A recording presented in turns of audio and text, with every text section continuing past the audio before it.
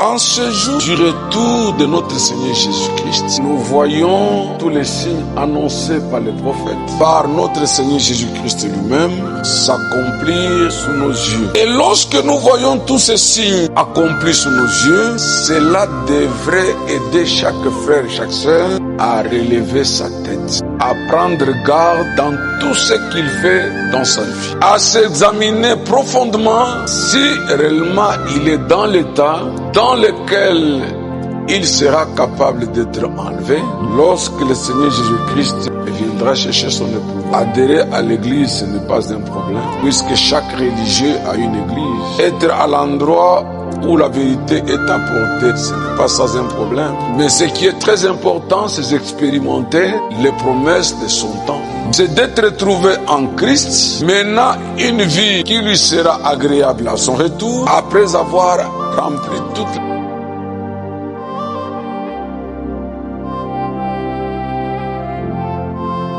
Serait-il surprenant que le dernier pape vienne des États-Unis, en l'an 1138, en plein milieu des impitoyables sept croisades, 1095 à 1292.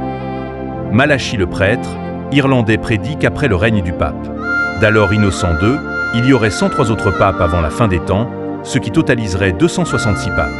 Le Vatican croit cela et a officiellement publié cette affiche avec des effigies détaillées des 266 papes.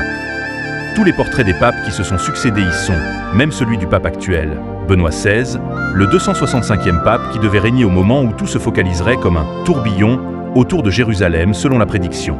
Ce pape est désigné comme le pape de la paix, Gloria Olivea, la gloire de l'olivier. Son successeur devrait être le dernier, celui qui portera de nouveau la couronne papale avec l'inscription Vicarius Filii Dei et réunirait toutes les religions dans l'unité écuménique apocalyptique. La dernière tiare, qui fut conçue pour le pape Paul VI en 1963, est conservée dans la cathédrale nationale de Washington. Serait-il surprenant que le dernier pape vienne des États-Unis? Je pense que l'un de ces glorieux jours, quand cette confédération unie des églises se rassemblera, et que le nouveau pape sortira des États-Unis, et qu'il sera placé là selon la prophétie, alors on formera une image à la bête. Et je vous assure, la véritable Église de Dieu va se rassembler.